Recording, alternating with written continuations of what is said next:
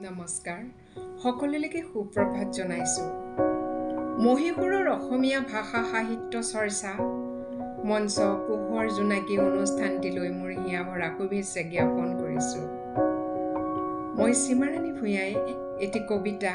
আবৃত্তি কৰিবলৈ আগবাঢ়িছোঁ ভুল হ'লে ক্ষমা কৰিব কবিতাৰ শিৰোনাম সূৰ্য হেনো নামি আহে এই নদীয়েদি কবি নীলমণি ফুকনদেৱ কবিতাৰ শিৰোনাম সূৰ্য হেনো নামি আহে এই নদীয়েদি ৰাতি হলে সূৰ্য হেনো নামি আহে এই নদীয়েদি ৰক্তক্ষৰা ভুজংগিনীৰ দৰে এই নদীৰ নাম ক'ত আছে একো কথা ভূগোলত নাই হয়তো অদৃশ্য এই ক্ষিপ্ৰ নদী আজিলৈকে একো নাম নাই মাছ নিশাষাৰ পালে উঠি আহি চাবা দূৰণিলে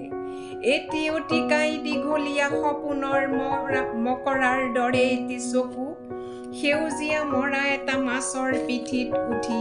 কেনেকৈ এই নদীয়েদি উটি উটি যায় দূৰৰে পৰা দেখিবা নদীৰ পানীত এটি দুটিকৈ সৰে সুৰাৰাঙী তৰাবোৰ ঠিক যেন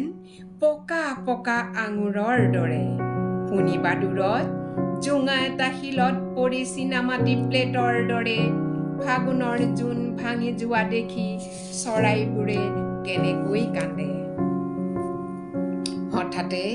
আকাশখনি চোকা তৰোৱালত হাড়ৰ দৰে নামি অহা যেন লাগিলে তোমাৰ চকুমুখ অন্ধকাৰ কৰি ল'বা ৰিক্ত গৰ্ভ বতাহৰ হাহাকাৰ শুনি অদৃশ্য হৈ যাব পলকতে ৰক্ত খৰা ভুজংগিনীৰ দৰে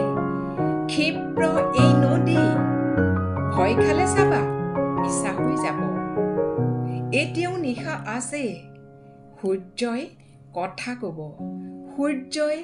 আমাক এটা উত্তৰ দিব ধন্যবাদ